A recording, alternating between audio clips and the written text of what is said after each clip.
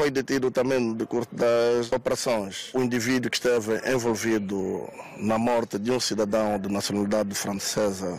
L'arrestation du meurtrier présumé de son frère, l'information a été divulguée vendredi par la télévision nationale angolaise. Clémence Nem l'a apprise par les médias locaux.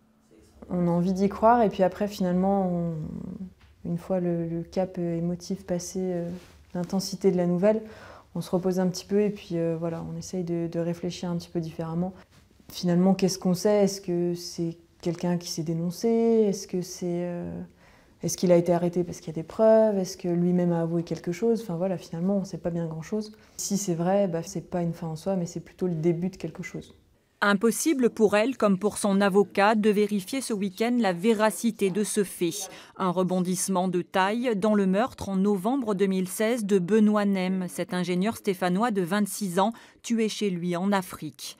Au point mort pendant 11 mois, l'enquête s'est accélérée avec l'appel de la famille en mai au président de la République, mais aussi l'accord d'entraide pénale entre la France et l'Angola et un voyage sur place de Clémence et de son conseil. Notre conviction depuis le début, c'est que ça n'est pas un cambriolage qui a mal tourné, mais que c'est un acte délibéré.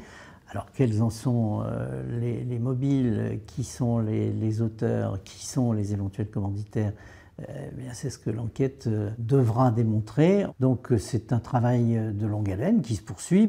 L'information de la télé angolaise pourrait se préciser dans les jours qui viennent et rapprocher ainsi Clémence de la promesse faite à son frère, justice et vérité pour Benoît.